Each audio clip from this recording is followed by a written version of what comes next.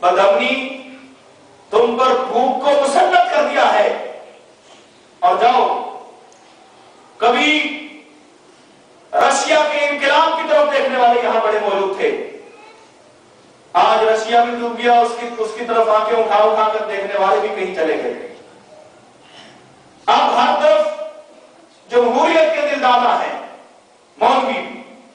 وہ مولوی جس کو اللہ نے عزت اس لیے دی کہ وہ قرآن پڑھتا ہے، نبی کا فرمان پڑھتا ہے، وہ بظاہر نبی کا نام لیتا ہے، لیکن اب اس مولوی کی زبان سے نبی کا نام کم سننے میں آتا ہے اور جمہوریت زیادہ سننے میں آتا ہے.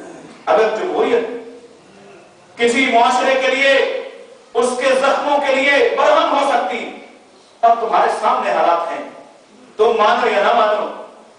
امریکہ کے اندر، یورپ کے اندر آئیڈیل جمہوریت ہے. جیسی وہ ہمیں چاہتے ہیں اس طرح سے کر لو، اور جیسی ہم کوشش کر رہے ہیں. آئیڈیل جمہوریت اور 150 سال سے زیادہ نہیں گزرا کہ وہاں کے لوگ اس وقت اس کے خلاف سڑکوں پر ہیں، مارے کھا رہے ہیں، جیلوں میں جا رہے ہیں کہ یہ نظام درست نہیں ہے. وہ مطالبہ کرتے ہیں اسلام کا نظام لاؤ، وہ مطالبہ کرتے ہیں سود سے پاک معیشت دے دو، وہ مطالبہ کرتے ہیں اپنے عیاشیاں اور ناجائز قبضے جو ہیں وہ ختم کر دو. ہم نہیں کر رہے، ان کے اپنے لوگ کر رہے ہیں. اگر تم باز نہ آئے، اگر تم واپس نہ لوٹے، اور اگر تم نے اس معاشرے میں عمر جیسی حکومت نہ کی، تو پھر تمہارا انجام یہی ہے. فَأَذَاقَهَا اللَّهُ لِبَاسَ الْجُوعِ وَالْخَوْفِ. اور کوئی جماعت، کوئی تنظیم، اور بڑا منظم ہو جاؤ، دنیا سے سب سے آگے گزر جاؤ اسلحے میں، تمہیں یہ اسلحہ روٹی نہیں کھلا سکتا، تمہیں یہ اسلحہ امن نہیں دے سکتا. امن چاہتے ہو، امن چاہتے ہو تو انصاف برپا کرو. امن چاہتے ہو تو اپنے تکبر اور اپنی انا سے نیچے اتر آؤ. اور اگر خوشحالی چاہتے ہو تو سود کے نظام سے باہر نکلو. خوشحالی چاہتے ہو، ذخیرہ اندوزیوں کے مفادات سے باہر نکل کر آؤ. پھر دیکھنا کتنی جلدی حالات بدل جاتے ہیں. لیکن ہمیں اس پر اعتبار نہیں. جب تک اعتبار نہیں آتا، اللہ کو بھی ہم پر اعتبار نہیں آتا. جب تک میرے اور آپ کے دل میں اس کا یقین نہیں بیٹھتا، تب تک اللہ بھی دیکھ رہا ہے کہ چلو تم بھاگ کے دیکھ لو، اگر زمین و آسمان کے کنارے سے کہیں باہر بھی جا سکتے ہو تو جا کے دیکھ لو. فَانْفُذُوا لَا تَنْفُذُونَ إِلَّا بِسُلْطَانٍ. کوشش کر رہے ہیں اسلام سے باہر نکل جائے. اسلام مذہب جو ہے اس کو حکومت کا حصہ نہیں ہونا چاہیے. مذہب پرائیویٹ معاملہ ہے، نجی معاملہ ہے، ذاتی مسئلہ ہے.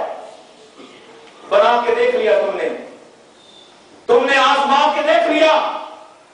تم نے اپنے نظام تعلیم سے مذہب کو نکالا، اور تم نے تو اپنی مسجدوں سے مذہب کو نکال دیا ہے، گھروں سے نکال دیا ہے، دیش نکالا دے دیا ہے. اس مذہب کو، اس دین کو جس کو میرے رب نے پیغمبر آخر الزمان پر اتارا، مکمل کیا اور خوشی کا اظہار کیا تھا. اليوم اکملت لکم دینکم واتممت علیکم نعمتی ورضیت لکم الاسلام دینا. میں نے تمہارے لیے جس دین کو پسند کیا ہے وہ اسلام ہے. وہ اسلام ہے. جمہوریت تو نہیں تھی، آمریت تو نہیں تھی، فوجی حکمرانی تو نہیں تھی، سیاسی حکمرانی تو نہیں تھی، چور اور چکوں کی حکومت تو نہیں تھی. ہمارا اپنے معاملات تو دیکھیے. سودی نظام کی طرف تو نہیں کہا تھا، ملاوٹ زدہ مال بیچنے کو تو نہیں کہا تھا. ہم نے جو زیادتیاں کی ہیں اس کا خمیازہ ہم بھگت رہے ہیں. اور اگر ہم واپس لوٹنا چاہتے ہیں، اگر ہم بچنا چاہتے ہیں، تو تو عمر فاروق رضی اللہ تعالیٰ جیسا کردار چاہیے. معاشرے کے ہر ایک فرد کو پھر اسی میں سے کوئی قائد نکل آئے گا, کوئی راہبر اور رہنما نکل آئے گا. اور پھر وہ ایسا نہیں ہوگا کہ دنیا سے, وہ ہمارا وزیر اعظم بیچارہ, وہ اس کا روز ایک بیان چل رہا ہوتا ہے, نوکریاں دے کر لوگوں کو پہلے جیل کاٹی ہے, اب بھی کاٹنے کو تیار ہے. لعنت ہے تمہاری سوچ پر, ناجائز محنت کے خلاف ظلم پر مبنی اپنے رشتہ داروں کو تم نے نوازا اور اس کو کہتا ہے کہ میں اور اس طرح سے کام کرنے کو تیار. ایسے نہیں. ایک سفیر آیا, آخری بات عرض کرو, اس نے کچھ تحائف دیے, بیت المال میں جمع کروا دیے, کہا آپ کے لیے بہترین کستوری کا تحفہ لے کر آیا ہوں, ایسی عرب میں نہیں ملتی. کہا اچھا, اور کیا کر رہے ہیں؟ مسجد نبوی کے چھت پر جو لپائی ہونی ہے اس مٹی کو اپنے پاؤں سے گھوم رہے ہیں. لاؤ, اس طرح سے کوئی حکومت کرنے والا.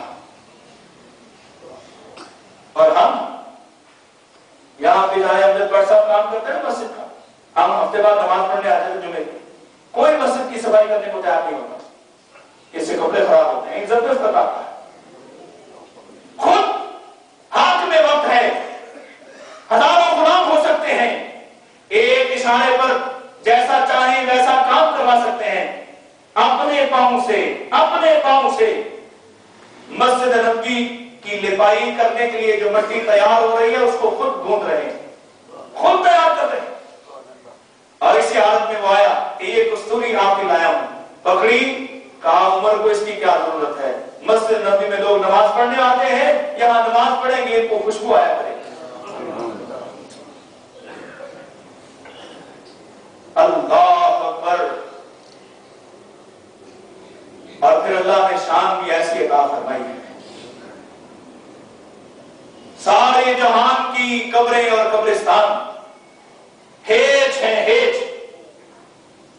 اور جہاں میرے آقا نے کہا تھا ما بین بیتی و منبری روضۃ من ریاض الجنہ, میرے گھر سے لے کر میرے منبر تک یہ جو ٹکڑا ہے یہ جنت کے باغوں میں سے ایک باغ ہے.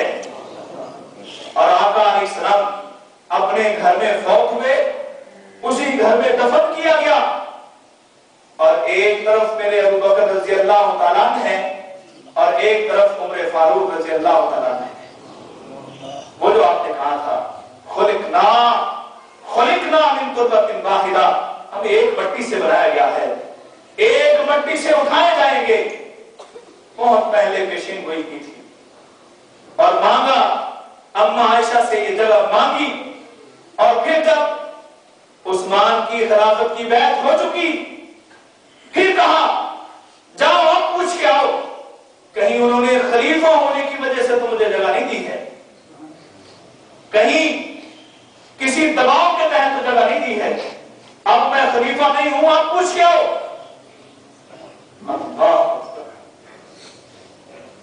اس طرح کا کردار آج کے نوجوان کو چاہیے.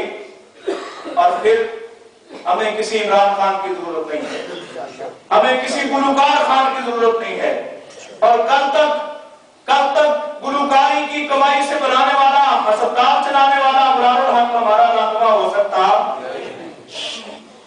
ہمارے نوجوان کے لیے یہ مثال نہیں ہے, اس کے لیے مثال ہے تو عمر فاروق ہیں, عمر فاروق کا بیٹا ہے. ہماری بیٹیوں کے لیے مثال ہے تو عائشہ و حفصہ ہیں, ہماری خواتین کے لیے مثال ہے فاطمہ و خدیجہ و عائشہ ہیں. ہم پتہ نہیں کہاں چلے جا رہے ہیں, ہم اندھے کنویں میں گرتے چلے جا رہے ہیں اور ہاتھ پاؤں بھی نہیں مار رہے کہ شاید بچت کا کوئی راستہ نکلا. سوچئے, دعوت فکر ہے. اور اللہ کی قسم اٹھا کر کہتا ہوں, مجھ سے اگر عرش والے نے پوچھا کہ تم نے حق ادا کیا تھا یا نہیں, میں اللہ کے فضل و کرم سے ضرور کہوں گا یا اللہ الہا میں نے سچ بات دین تک तक पहुंचाई थी, इन्होंने इसको तामुल से, इन्होंने मानने में तामुल किया, इन्होंने इख्तियार करने में तामुल किया। मेरे आमाल का मुझसे अल्लाह पूछेगा, यकीनन अल्लाह मुझे माफ कर दे।